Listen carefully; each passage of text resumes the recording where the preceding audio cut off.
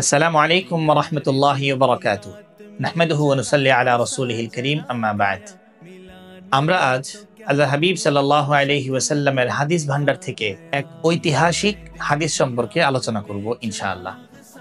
আবু হুরায়রা রাদিয়াল্লাহু আনহু থেকে বর্ণিত, আল্লাহর হাবিব সাল্লাল্লাহু আলাইহি ওয়াসাল্লাম ইরশাদ করেছেন, মিন হুসনি ইসলামিল মারই তারকুহু মা লা ইয়ানিহি, রাওয়াহু তিরমিজি।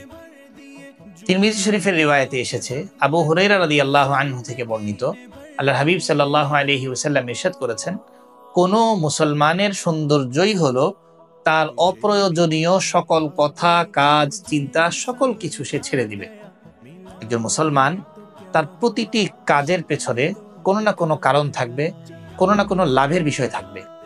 হয় তার দুনিয়াতে কোনো লাভ হবে, না হয় তার আখেরাতে কোনো লাভ হবে।